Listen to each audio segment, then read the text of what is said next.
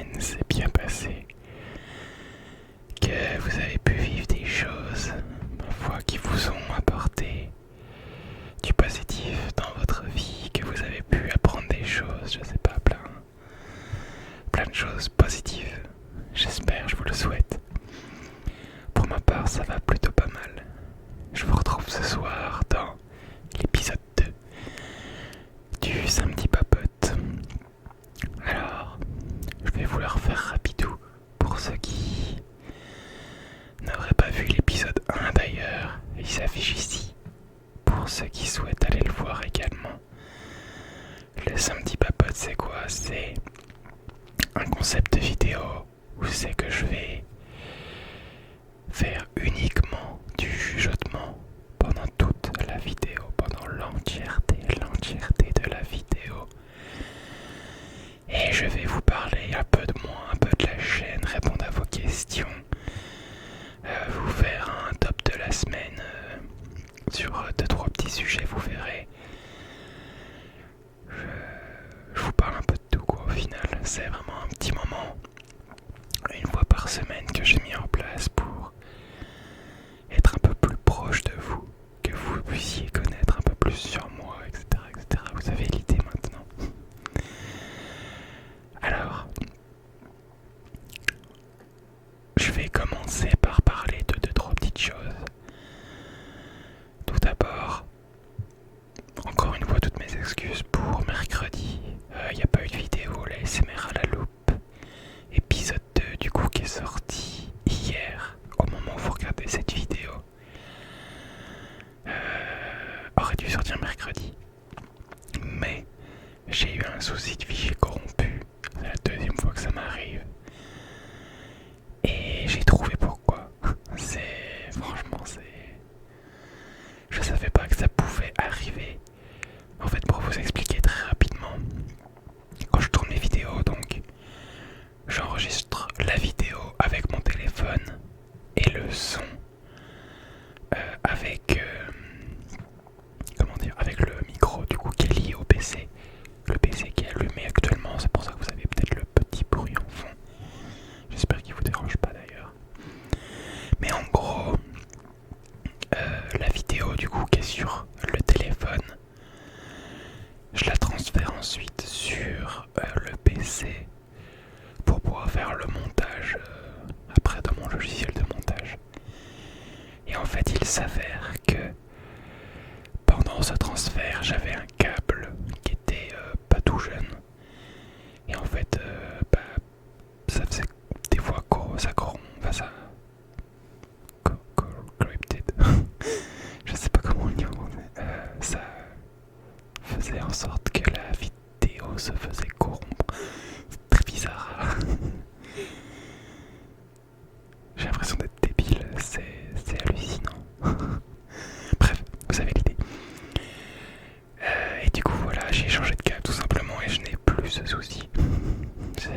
Je savais pas que ça pouvait exister ce genre de souci. Bref. Autre chose sur laquelle je voulais revenir également,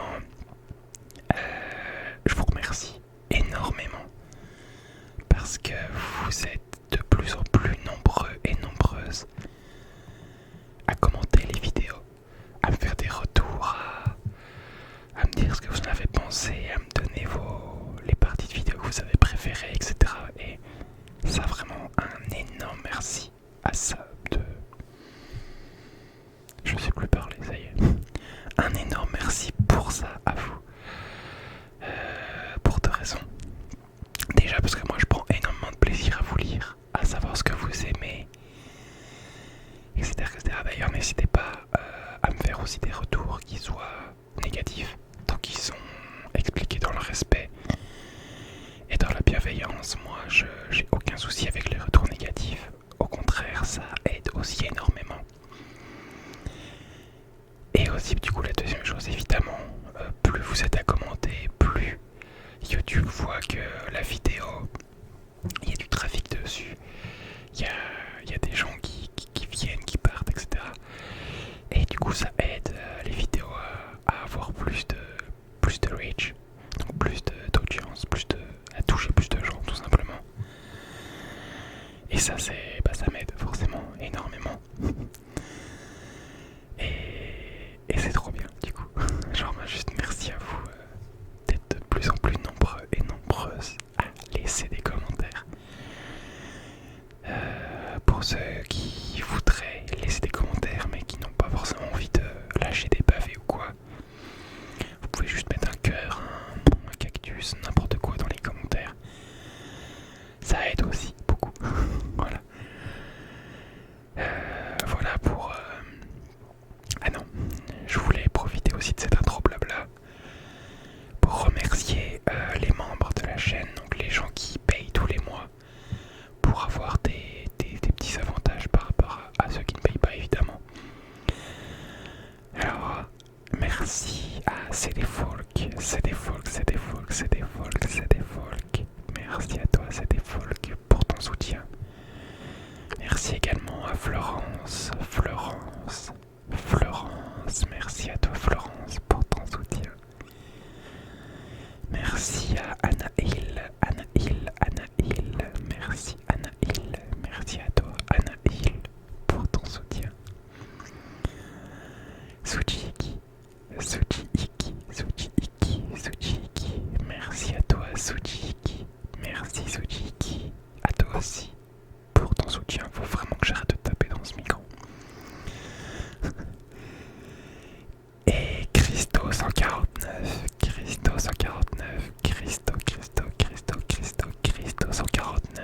merci beaucoup à toi également pour ton soutien, ça me fait extrêmement plaisir. Voilà pour cette petite intro blabla. Elle est terminée maintenant. On va passer du coup. J'ai ma petite feuille avec moi. Bon, je sais pas le montrer le côté où tout est marqué, mais ça va pouvoir garder un fil dans cette vidéo, pas partir trop n'importe où. Du coup, on va passer au top de la semaine. Alors, vous l'avez vu dans la première vidéo, on va garder le même principe. Je vais tout vous afficher à l'écran à chaque fois au fur et à mesure. Donc, mon top de la semaine, série et film. Alors, ce ne sera ni une série ni un film, puisque tout simplement, j'en ai pas spécialement regardé cette semaine. J'ai plus traînouillé sur YouTube à regarder des vidéos, et c'est pour ça que je vous ai sélectionné une youtubeuse que je regarde, que j'ai beaucoup regardé cette semaine. Il s'agit de Silent Chill, donc qui fait beaucoup de contenu lié à on va dire l'horreur. Donc que ce soit des threads d'horreur, des choses qu'elle explique, des explorations aussi qu'elle fait un peu en quête paranormale. Moi c'est quelque chose que j'aime beaucoup. J'adore regarder ce genre de contenu. Ça fait quelques années que je regarde assez régulièrement. Et j'ai un peu tendance à fonctionner de cette façon qui est... je sais pas comment expliquer ça. Où c'est que je vais avoir des moments en fait. Par exemple, tout ce qui est thread d'horreur, je vais pas en regarder pendant un moment. Et d'un coup, je vais regarder que ça pendant 1-2 semaines. Et après, je vais plus en regarder et puis ça va revenir, etc. Et j'ai un peu ce principe-là avec tout ce que je regarde. Il y a des moments où je vais plus être série film, il y a des moments où je vais plus être vidéo YouTube, parfois je vais plus être à regarder des streams. Et c'est pour ça que du coup cette petite catégorie du top de la semaine, ça sera pas toujours des séries ou des films parce que si je regarde pas forcément, je peux pas vous en donner.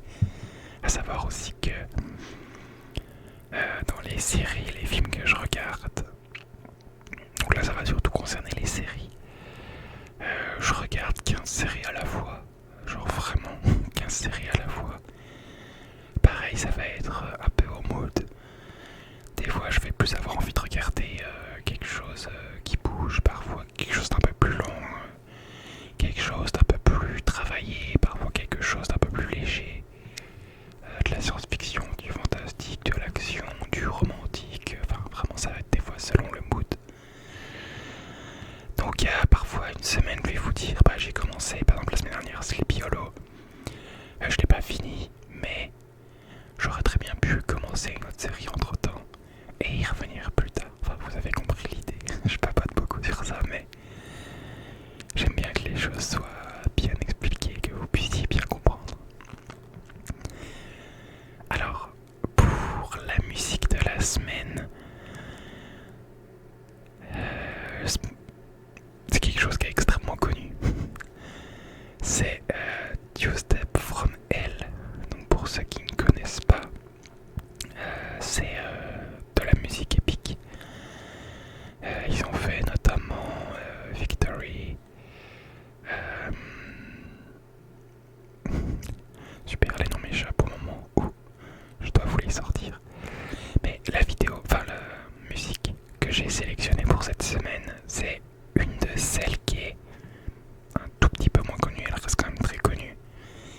Mais ce n'est pas dans les top phares de ce qu'ils font. C'est Archangel. Alors ce qui est assez cool avec Archangel, c'est que ça lie du coup musique épique, mais également il y a un peu de chant, de chant épique avec qui est interprété par une femme dont je ne connais pas le nom. Voilà.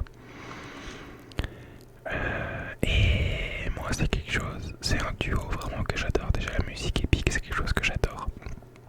Et aussi les Epic Female Voice, je sais pas si on peut appeler ça comme ça. Moi je suis beaucoup plus réceptif aux voix des femmes qu'aux voix des hommes dans la globalité, hein, parce qu'il y a des exceptions. Il y a certaines voix de femmes où c'est que je vais pas être réceptif, et il y a d'autres voix d'hommes où c'est que ça va me toucher beaucoup. Donc, mais dans la globalité, les voix des femmes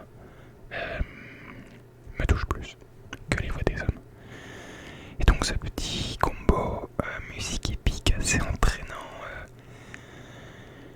vous savez, c'est ce genre de musique où c'est que quand vous les entendez, vous vous faites un film dans la tête.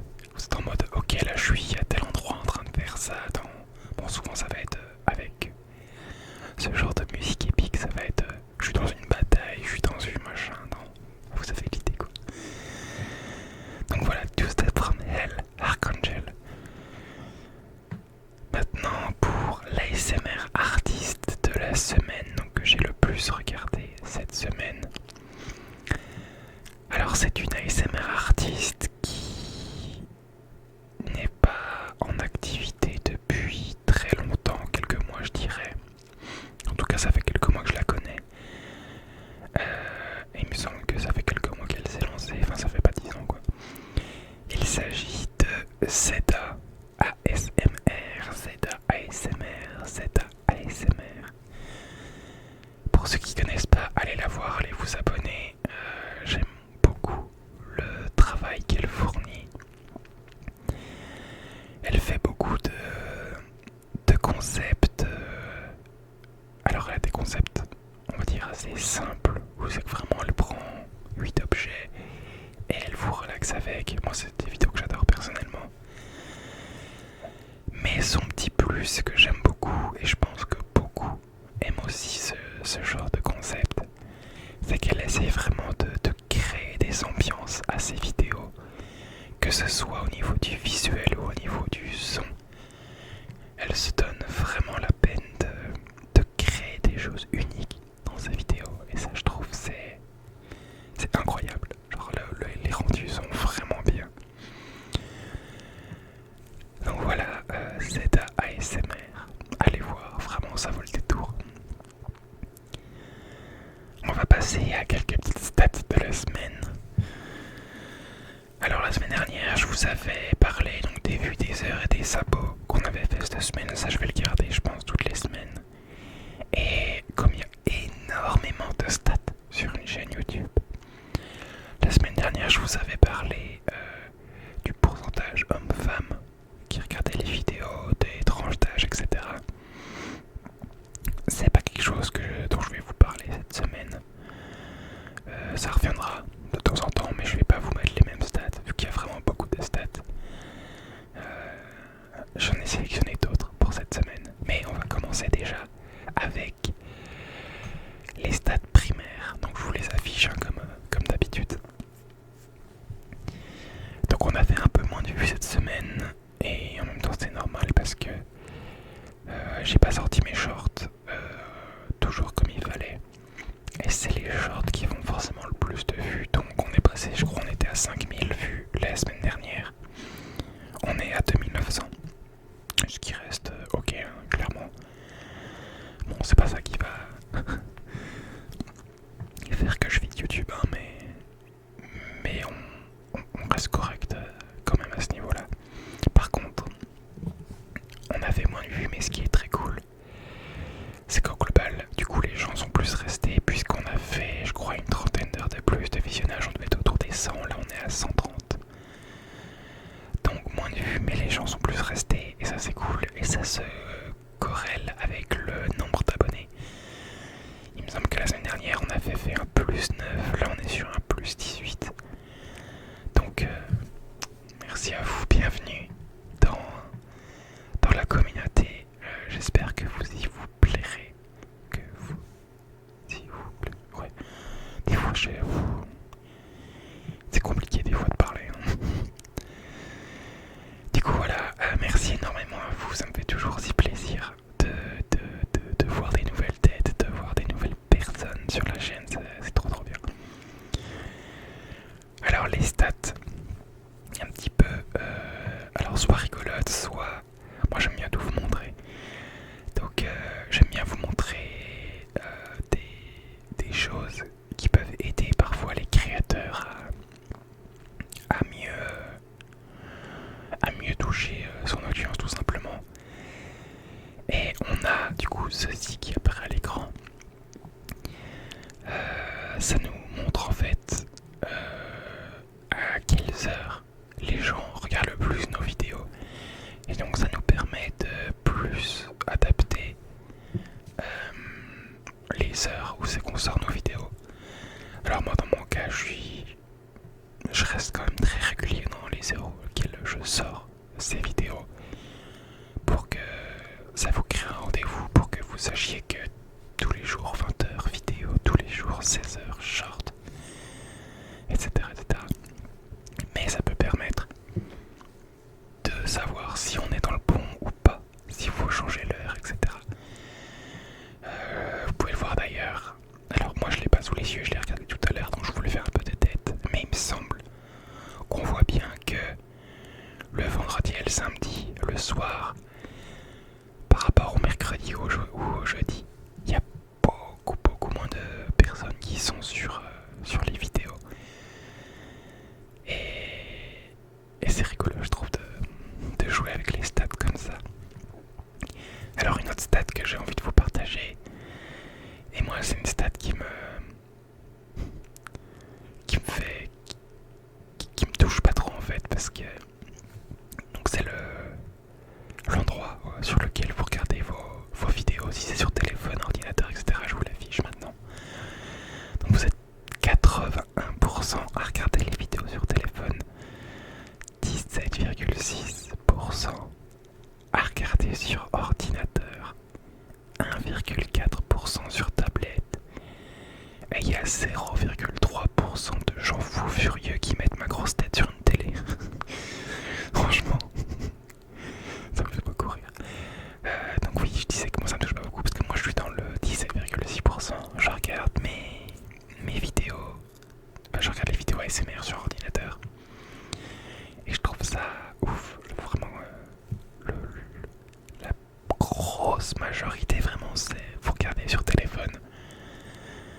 Et je pensais pas que c'était autant, clairement. Je savais que c'était une bonne majorité, mais je pensais pas que c'était une majorité aussi écrasante. Et du coup voilà, je trouve ça rigolo de vous partager des petites stats comme ça. Il y aura d'autres stats encore la semaine prochaine que je vous montrerai. Et je trouve ça rigolo, voilà. Alors on va passer à vos questions. Vous m'avez posé des questions la semaine dernière. Donc là c'est Anonymous qui m'a posé des questions la semaine dernière. N'hésitez pas si vous voulez en apprendre plus sur moi. Enfin vraiment ça va, prenez ça comme des mini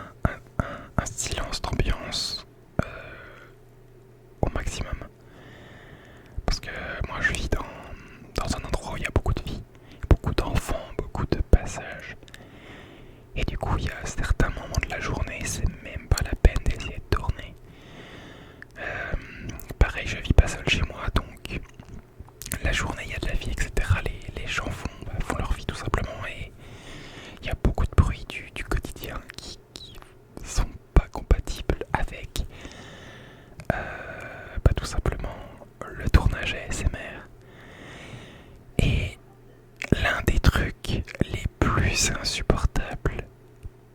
En tout cas, dans ma situation pour le tournage ASMR, c'est les gens qui parlent. Ça s'entend énormément. Et du coup, voilà, j'essaye de tourner au maximum la nuit. Donc, de façon globale, je tourne la nuit précédant la sortie de la vidéo. Donc là, vous avez la vidéo samedi soir. Je suis en train de tourner dans la nuit de vendredi à samedi. Et quand c'est possible, parce que vous allez comprendre pourquoi je dis quand c'est possible, j'essaie tout simplement de me faire de l'avance. Donc vraiment, de tourner 2, 3, 4 vidéos de suite.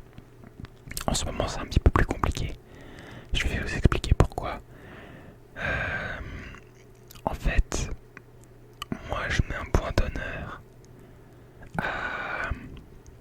Comment expliquer ça? En fait, je fais des vidéos qui vous permettent de vous relaxer, de vous endormir, de passer un bon moment, de vous sentir bien. Alors si j'arrive et que moi-même je suis énervé, que je suis stressé, que je suis pas dans le mood en fait de partager quelque chose de positif envers vous, je trouve que ça sert à rien de tourner, tout simplement. Genre, c'est pas la bonne façon de faire. Si on veut partager quelque chose, il faut que nous-mêmes on vive cette chose. Et du coup, tourner plusieurs vidéos de suite, alors c'est quelque chose qui se fait clairement, mais c'est vrai que des fois, quand on va faire du tournage sur un objet très répétitif ou quelque chose comme ça, ça va avoir tendance à endormir, à baisser un peu cette... on va être beaucoup plus passif en fait dans la vidéo. Là je suis très très actif dans la vidéo parce que je vous parle, je fais des gestes, des choses comme ça, donc je reste très éveillé. Mais des fois je tourne une vidéo de 30 minutes, parce que oui, il faut savoir que les vidéos des fois durent 18-20 minutes, mais je tourne pas en 30 minutes et il y a beaucoup de cuts. Et tout simplement en fait, enchaîner plusieurs vidéos comme ça, t'es de plus en plus fatigué. Et du coup il y a moins de concentration, il y a moins de faire attention aux gestes qui sont faits, et du coup les vidéos je trouve sont un peu moins qualitatives. Donc on va dire que d'un point de vue ergonomique, pour moi c'est mieux de tourner plusieurs vidéos d'un coup pour me faire de l'avance, etc. Mais sur la qualité finale de la vidéo, c'est mieux que je les fasse un peu plus goutte à goutte. Et du coup, j'essaye de trouver cette balance. Je parle beaucoup, je suis désolé, mais c'est une question qui est assez large. J'essaie de trouver cette balance entre que ce soit un minimum confortable pour moi et avoir un rendu qui soit qualitatif pour vous le plus possible. Donc voilà pour la protection. Pour le montage, c'est très simple, hein, je peux le faire n'importe quand, donc la journée je fais mon montage tranquillou. L'avantage que j'ai, c'est comme ça fait maintenant un peu plus d'un an, beaucoup plus d'un an maintenant, que je fais du montage ASMR. J'ai l'habitude. Donc il y a des automatismes que j'ai pris, donc mes montages vont beaucoup plus vite qu'avant. Ma vie personnelle, du coup, je me suis lancé, j'essaye de me lancer à fond, du coup, dans cette chaîne YouTube. Du coup, j'adapte ma vie personnelle autour, tout simplement, par rapport à mon ASMR, tout simplement. Voilà. Quel est ton micro... Je passe à la deuxième question, du coup. Quel est ton micro préféré à faire ou à écouter? Alors, moi, mes micros préférés à écouter, ça a toujours été les doubles micros, donc soit les Rode, soit les... je crois c'est Neumann, c'est possible, je crois qu'il y a même les micros. En fait les Rode, vous voyez les petits tubes, c'est ceux que je vais avoir. Et non, c'est pas des Neumann, c'est un autre nom, mais vous voyez les micros qui sont plus droits, qui sont un peu plus imposants. Donc ce genre de micro, donc vraiment du binaural, moi c'est ce que je préfère écouter. Même si, pas tous, parce que ça a tendance à être un petit peu plus aigu en fonction de comment l'ASMR artiste fait ses montages, etc. Et moi qui suis plus dans les sons de basse, bassis, sourds, etc. Ça dépend vraiment d'un ASMR artiste à l'autre, je vais aimer ou pas. J'aimais pas du tout Blue Yeti avant. Je trouvais justement que ça manquait de ce côté binaural. Mais depuis que je l'utilise, j'ai appris à l'aimer et j'ai compris ses forces. Et notamment sur le chuchotement. Il est très très très très qualitatif. Donc ça c'est le à écouter et à faire. J'ai pas pu tous les essayer. J'ai le Tascam, j'ai le Blue Yeti. Globalement j'ai ces deux-là. J'ai le Zoom également maintenant, mais c'est comme un Tascam. À utiliser, en fait ils font pas les mêmes choses. Ils n'ont pas les mêmes possibilités. Sur tout ce qui est Tascam et donc du coup ce qui est binaural, on a beaucoup plus la possibilité d'être précis sur certains sons, notamment ce qui va être l'utilisation de coton-tige, de plumes, enfin, vraiment tout ce qui est un peu nettoyage d'oreilles, ça va être beaucoup plus précis. Et il y a certains sons également, notamment, je sais pas si vous voyez quand j'utilise le petit crayon de papier avec le stylo sirène que je l'ai fait frotter l'un contre l'autre et que ça fait ce petit bruit de tic tic tic tic tic tic, mais en... Vous voyez. J'explique très mal, mais voilà. Et avec le Tascam, ça va être beaucoup... Enfin, le rendu va être beaucoup plus intense qu'avec un Blue Yeti. Et donc du coup, il y a vraiment ses forces et ses faiblesses à chaque micro. Et il faut savoir du coup les analyser, les connaître pour pouvoir produire au mieux ce qui se fait. Par exemple les massages crâniens, le fait de venir poser les trucs sur le micro, ça avec le Tascam c'est beaucoup plus compliqué. Là où avec la Blue Yeti c'est... J'ai l'impression que le micro il est fait pour ça tout simplement. Dernière question, aimes-tu les parcs d'attractions? Question aléatoire, moi j'aime beaucoup les questions aléatoires. Les parcs d'attractions, pas du tout. C'est une de mes phobies. Enfin, phobie, le mot est grand, mais non, j'aime pas du tout ça. Déjà parce que il y a beaucoup de monde, et moi j'aime pas du tout les endroits où il y a beaucoup de monde. Ça me stresse.